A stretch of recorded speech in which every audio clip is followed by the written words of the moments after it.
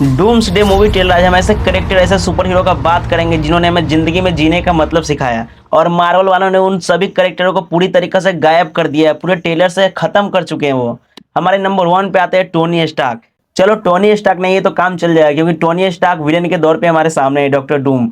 लेकिन हमारे कुछ ऐसे करेक्टर जिन्होंने टोनी स्टार्क चाहते थे कि उसके जगह कोई ले सकता है, तो सिर्फ वो एक ही करेक्टर है, हमारा स्पाइडी। जी हाँ, स्पाइडर मैन, जो कि टोनी स्टार्क खुद चाहता था कि उसके जगह कोई अगर ले सकता है तो वो स्पाइडरमैन है।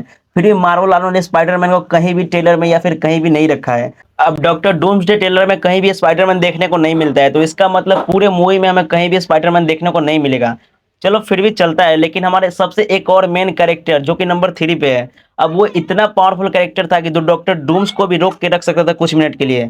अब वो कैरेक्टर है वांडा। जी हाँ, वांडा इतनी ज्यादा पावरफुल थी कि वो डॉक्टर डूम्स को 2 मिनट के लिए इतना ज्यादा डैमेज कर सकती है, तुम सोच भी नहीं सकते।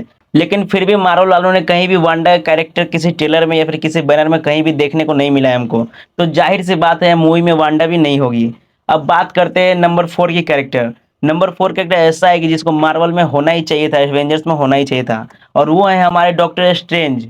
मतलब समझ रहे हो, डॉक्टर स्ट्रेंज को भी मार्वल वालों ने गायब कर दिए हैं मूवी से।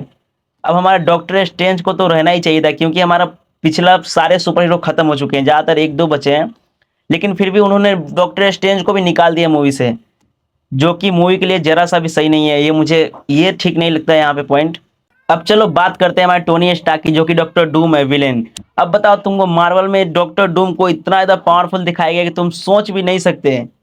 मान लो जैसे थॉर हमारा तूफान का देवता, वो अपने स्टॉर्म ब्रेकर से वार करता है। मान लो जिसे स्टॉर्म ब्रेकर को गॉड्स को मारने के लिए बनाया गया था, और थॉर अब तक के सबसे पावरफुल अटैक करता है डूम के ऊपर, और डूम मान लो 2 उंगलियों में भाई साहब रोक देता है लिटरली वो स्टॉर्म ब्रेकर को।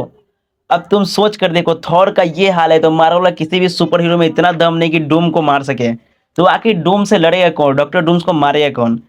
और लेकिन मारने के लिए बस हमारे पास एक ही कैरेक्टर बचता है, जो कि हमारा लॉकी है। जी हाँ, तो डॉक्टर डूम को सिर्फ एक ही आदमी मार सकता है, वो है हमारा लॉकी, जो कि बहुत ही खतरनाक विलन रह चुका है। वो एक टाइम पे बहुत ही गंदा वाला सीन था उसके साथ, लेकिन आज वो भगवान बन चुका है डॉक्टर डूम्सडे का। तो अब लॉकी मारेगा कैसे? क्योंकि लॉकी इसलिए मार पाया क्योंकि डॉक्टर डूम्स के पास जो पावर है, वो पावर सिर्फ और सिर्फ लॉकी के वजह से ही है। क्योंकि देखो, होता ये है कि डॉक्टर डूम लॉकी का पावर चोरी करता है, और जो पावर डॉक्टर डूम्स के पास है मतलब वो लॉकी से चुराया गया है। तब सोच कर देखो तुम, जब चुराया हुआ पावर डॉक्टर डूम के पास इतना ज्यादा है, तो लॉकी के पास कितना पावर होगा, कितना सारा पावर। चाहे तो लॉकी डूम को एकदम चींटी जैसे मसल सकता है। बस मूवी में हमको यही देखना बाकी है कि आखिर वो डॉक्टर डूम्स को लॉकी मारता कैसे है, और या फिर लॉकी मारता है या फिर कोई और मारता है।